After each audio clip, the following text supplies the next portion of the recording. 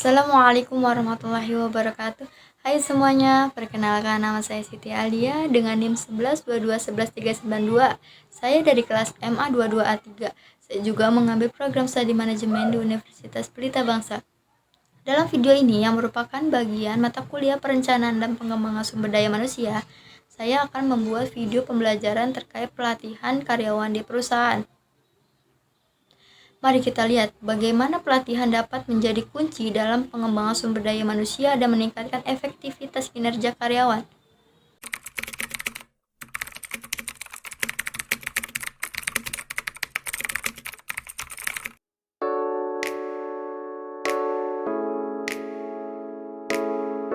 Baik, di sini saya akan menjelaskan mengenai video pembelajaran saya terkait pelatihan karyawan di perusahaan. Jadi apa sih pelatihan karyawan itu? Pelatihan karyawan adalah proses struktur yang dirancang untuk meningkatkan keterampilan, pengetahuan, dan kemampuan karyawan guna meningkatkan kinerja mereka di tempat kerja.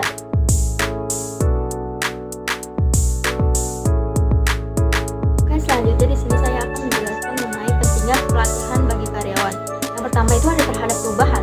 Lingkungan bisnis yang dinamis menuntut perusahaan untuk selalu beradaptasi dengan perubahan teknologi, regulasi, dan pasar.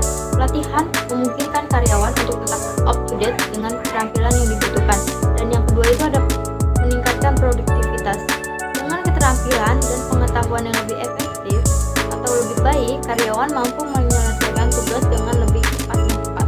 Yang ketiga ada retensi karyawan. Karyawan yang diberikan kesempatan untuk belajar dan berkembang cenderung merasa dihargai dan lebih loyal terhadap perusahaan. Yang keempat itu ada keunggulan kompetitif. Melalui pelatihan, perusahaan dapat membangun tenaga kerja yang kompetitif dan siap menghadapi persaingan pasar. Selanjutnya, di sini ada tujuan pelatihan karyawan. Yang pertama itu ada meningkatkan keterampilan kerja. Jadi, memberikan karyawan keterampilan tambahan yang relevan dengan tugas mereka sehari-hari. Yang kedua itu ada mengurangi kesalahan dan meningkatkan efisiensi. Dengan pelatihan yang tepat, kesalahan dapat diminimalkan dan produktivitas meningkat karena karyawan bekerja dengan lebih efisien. Dan yang ketiga itu ada menyelesaikan dengan teknologi baru. Teknologi selalu berkembang dan pelatihan memberikan karyawan kemampuan untuk menggunakan alat atau sistem baru dengan cepat. Dan yang keempat itu ada pengembangan karir. Pelatihan tidak hanya membantu karyawan dalam pekerjaan mereka saat ini, tapi juga mempersiapkan mereka untuk promosi dan tanggung jawab yang lebih besar di masa depan.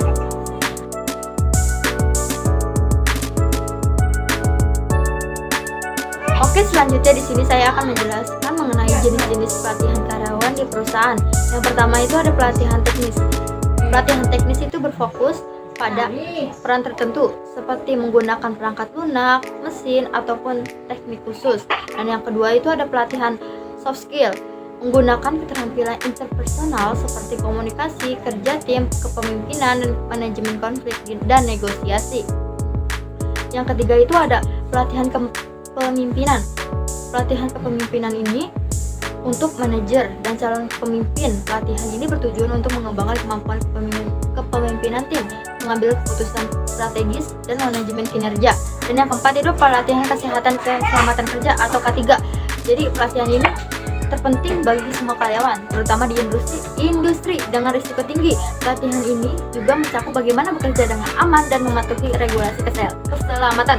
Dan yang kelima itu ada pelatihan layanan pelanggan yang berfokus pada pengembangan kemampuan dalam memberikan layanan pelanggan yang berkualitas, menangani keluhan, dan meningkatkan pengalaman pelanggan.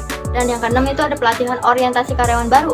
Program pelatihan yang dirancang untuk membantu karyawan harus beradaptasi dengan budaya organisasi, aturan perusahaan, dan tugas pekerjaan.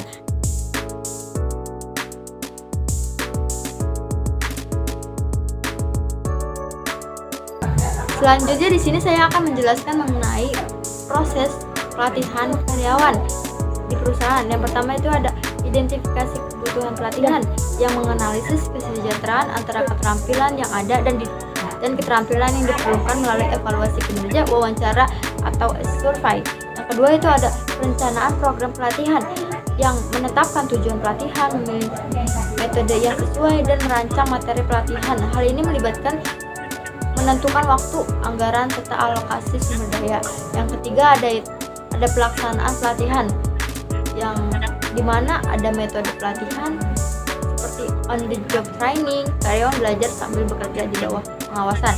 Yang selanjutnya ada off the job training, karyawan mengikuti kursus, seminar atau karya di luar lingkungan kerja. Dan yang ketiga itu ada e-learning, pembelajaran online melalui platform digital dan memberikan fleksibilitas dalam waktu dan tempat. Dan yang keempat itu ada evaluasi kinerja yang mengukur efektivitas pelatihan melalui umpan balik peserta, pengamatan langsung, dan evaluasi kinerja pasca pelatihan. Hal ini memastikan apakah tujuan pelatihan tercapai atau perlu menyesuaikan. Dan yang kelima itu ada penerapan keterampilan di tempat kerja, yang setelah pelatihan perusahaan perlu mendorong karyawan untuk menerapkan keterampilan baru mereka dalam pekerjaan sehari-hari, serta memberikan dukungan dan bimbingan jika diperlukan. Mungkin cukup sekian penjelasan materi saya, kurang lebihnya mohon maaf. Wassalamualaikum warahmatullahi wabarakatuh.